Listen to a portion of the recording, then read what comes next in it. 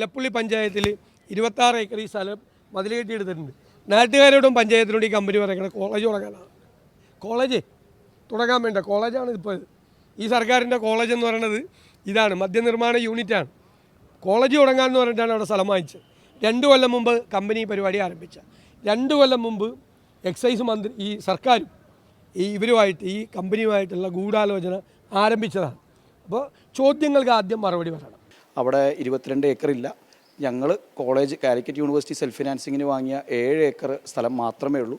തൊട്ടടുത്തുള്ള സ്ഥലം അത് ബ്രൂവറിയോ ആരോ കമ്പനിക്കാർ വാങ്ങുന്നു എന്ന് പറഞ്ഞിരുന്നു. അവർ സത്യം പറഞ്ഞാൽ ഒരു അപ്പുട്ടിയേട്ടൻ എന്ന് പറഞ്ഞൊരു വ്യക്തി ഞങ്ങളെയും സമീപിച്ചിരുന്നു 1 വർഷം മുന്നേ സ്ഥലം വിൽക്കുന്നുണ്ടോ എന്ന് ചോദിച്ചിട്ട്. അപ്പോൾ ഞങ്ങൾ കോളേജ് നടത്തുന്നവരായതുകൊണ്ട് ഞങ്ങൾക്ക് കോളേജ് നടത്താനായിട്ട് ഞങ്ങൾ എല്ലാ അപ്രൂവലും പെർമിഷനോട് കൂടി ഇവിടെ 300ഓളം കുട്ടികൾ പഠിക്കുന്നുണ്ട്. അവരങ്ങോട്ട് മാറ്റാനായിട്ടുള്ള കാര്യങ്ങളായിട്ട് ഞങ്ങൾ പോകുന്ന സമയത്താണ് പെട്ടെന്ന് ഈ വാർത്ത ചില മാധ്യമ സുഹൃത്തുക്കൾ വന്ന് പറയുന്നതും ഇന്നലെ മാധ്യമങ്ങളുടെ ശ്രദ്ധയിൽ നമ്മളിങ്ങനെ ശ്രദ്ധയിൽപ്പെടുകയും ചെയ്യുന്നത്.